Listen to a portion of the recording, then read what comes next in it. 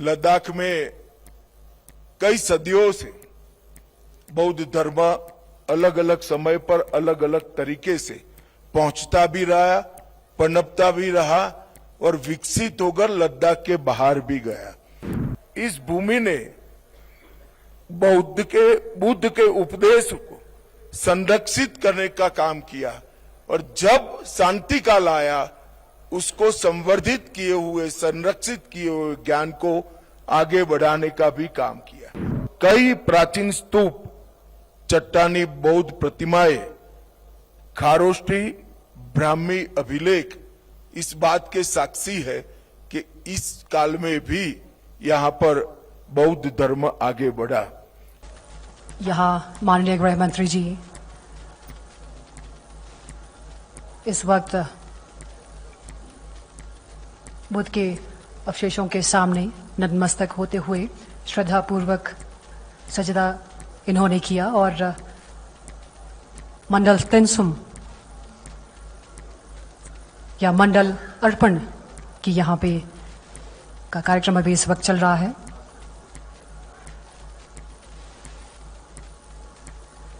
सुम्बो offering, statue offering, प्रतिमा जिसे हम कहते हैं, धार्मिक ग्रंथ और स्तूप। माननीय गृह मंत्री जी अपने स्थान पर वापस पधारते हुए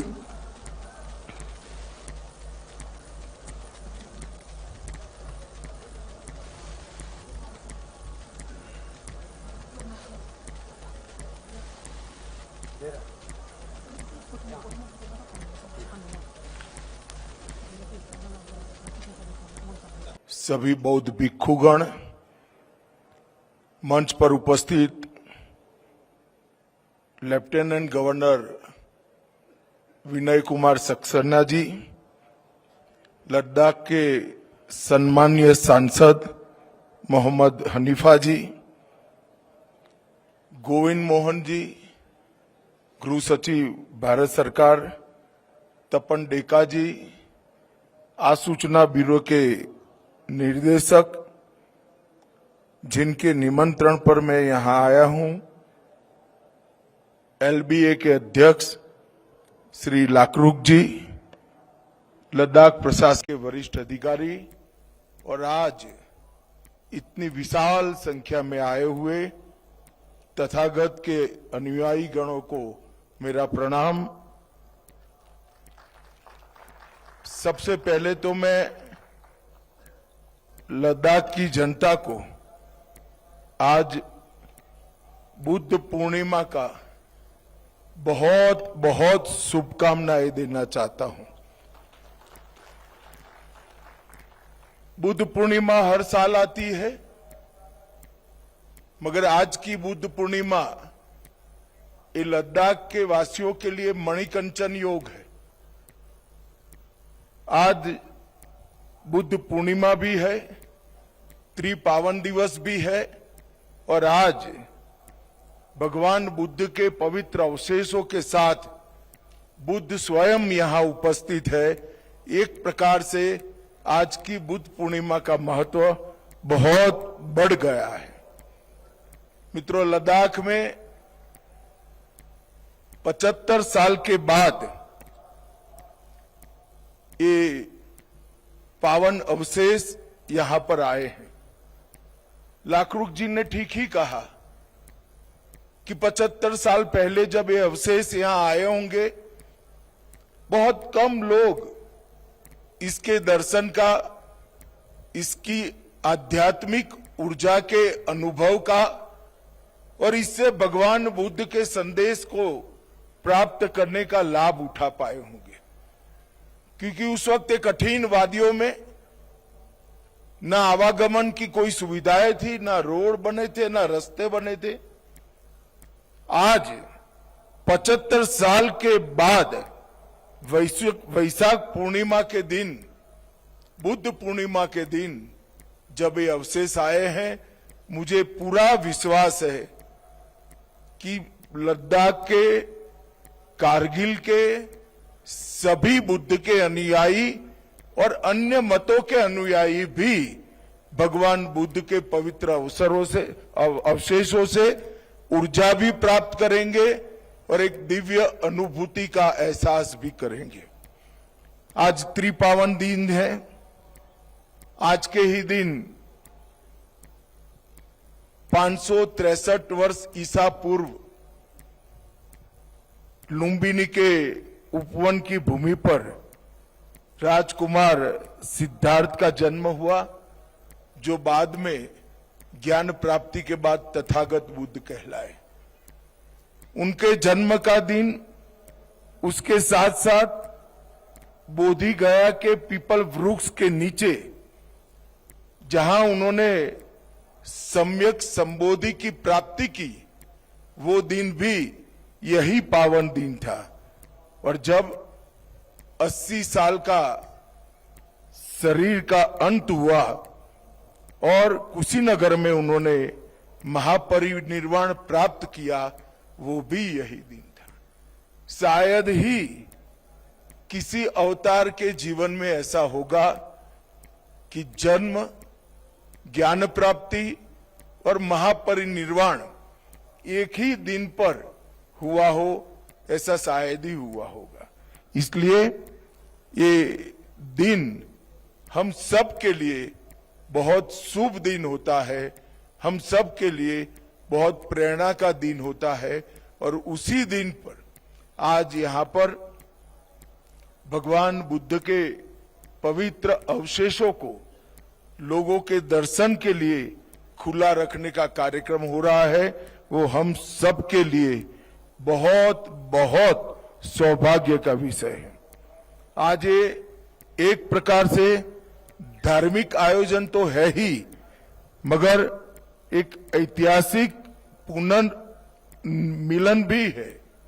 इतने सालों के बाद इस पवित्र भूमि पर तथागत बुद्ध अपनी सबसे परिचित और प्रिय भूमि पर लौटे हैं।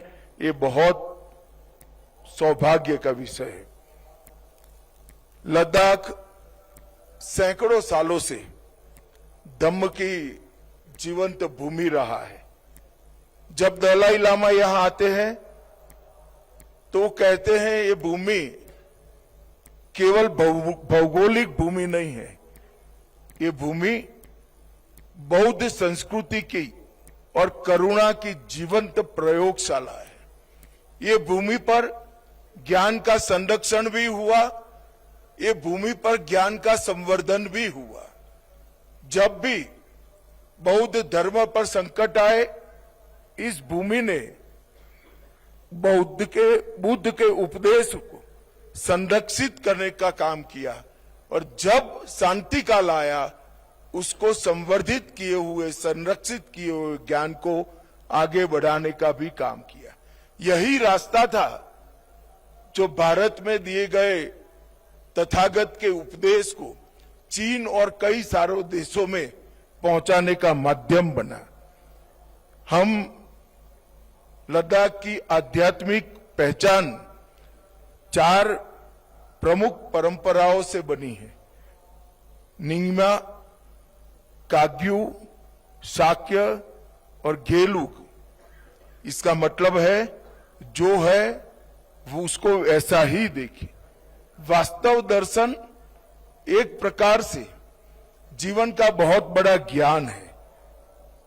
दूसरा, गुरु की कृपा और निरंतर आत्मचिंतन, ध्यान ही मुक्ति का द्वार है। क्योंकि गुरु की कृपा से ज्ञान प्राप्त तो होता है, परंतु ज्ञान को आत्मसात करने के लिए ध्यान से इसको अपने साथ आत्मसात नहीं करते हैं तो मुक्ति संभव नहीं है। और ज्ञान साधना के बिना अधूरा है, और साधना ज्ञान के बिना अंधी होती है। तो साधना और ज्ञान का मिलन ही सही रास्ता है। और सबसे अंत में ये सब होने के बाद नैतिक अनुशासन नहीं है तो कभी प्रज्ञावान जीवन बन ही नहीं सकता है। प्रज्ञावान जीवन का मूल आधार नैतिक अनुशासन ही होता है। और लद्दाख की भूमि से निकला हुआ संदेश आज विश्व के कई मुमुक्षु के लिए जीवन को आगे ले जाने का कारण बना है। लद्दाख में इन पवित्र अवशेषों की उपस्थिति हमें याद दिलाती है कि भारत की सभ्यता हजारों वर्षों से शांति और सह-अस्तित्व का संदेश देती आई है। लद्दाख और कारगिल जैसे डाइवर्स प्रदेश के अंदर ये संदेश और भी प्रासंगिक हो जाता है। ये विरासत आज भी हमें कहती है कि संघर्ष और अशांति के बीच शांति और करुणा का मार्ग ही समाधान हमें दे सकता है। लद्दाख में कई सदियों से बौद्ध धर्म अलग अलग समय पर अलग अलग तरीके से पहुंचता भी रहा, पनपता भी रहा और विकसित होकर लद्दाख के बाहर भी गया। कश्मीर के बौद्ध अध्ययन, महायान दर्शन और बौद्ध कला का प्राचीन केंद्र था। वहीं से लद्दाख को सबसे पहले बौद्ध धर्म का संपर्क और संसर्ग और सत्संग करने का रास्ता मिला। सम्राट अशोक के दूतों ने कश्मीर गंधार के रास्ते में यहीं पर लद्दाख में बौद्ध प्रभाव की नींव रखी। दूसरा चरण आया कुषाण काल में, लगभग पहली और तीसरी ईसा की सदी में महायान बौद्ध धर्म का उत्कर्ष और उसका विकास लद्दाख तक पहुंचा और कई प्राचीन स्तूप, चट्टानी बौद्ध प्रतिमाएं, खारोष्ठी, ब्राह्मी अभिलेख इस बात के साक्षी है कि इस काल में भी यहां पर बौद्ध धर्म आगे बढ़ा। सिल्क रूट के कारण भी कश्मीर, लेह, यारकन, खेतान और तिब्बत को जोड़ने वाले मार्ग होने के कारण भी वस्तुओं ने सिर्फ वस्तुओं के लिए नहीं, व्यापार के लिए नहीं, विचार के लिए भी ये मार्ग एक प्रकार से बहुत महत्वपूर्ण बना। भिक्षुओं के लिए पांडुलिपियां, कला शैलियां जिनके साक्ष्य शिलालेख, मणिदीवारें, स्तूप और बौद्ध शैल कला में यहां पर उपस्थित मिलते हैं। चौथा चरण तिब्बती प्रभाव का आया 7वीं और 10वीं सदी में। महायान और वज्रयान परंपराएं तिब्बत से लद्दाख पहुंची और समृद्ध हुआ यहां पर तथागत का संदेश। और निर्णायक योगदान रिंचेन जांगपो 10वीं और 11वीं सदी में आया, जब संस्कृत ग्रंथों का तिब्बती भाषा में अनुवाद हुआ। 108 मठों की स्थापना हुई, अलची मठ की स्थापना हुई और बौद्ध धर्म को संस्थागत और स्थायी स्वरूप दिया गया। मित्रों, आज भी पूरे दुनिया में जहां जहां बौद्ध परंपरा है, लद्दाख से संवर्धित हुआ एक ज्ञान बहुत महत्वपूर्ण माना जाता है। आज ये पवित्र अवशेष यहां पर आए हैं, तब मैं एक बात कहना चाहता हूं। महायान बौद्ध साहित्य में कहा गया है, पवित्र अवशेषों का दर्शन करने का सौभाग्य जब मिलता है, तब बुद्ध का ही दर्शन करने का सौभाग्य मिलता है।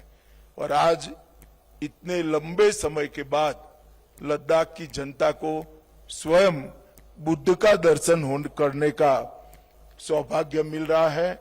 मैं आप सभी को बहुत बहुत इसके लिए शुभकामनाएं देना चाहता हूं।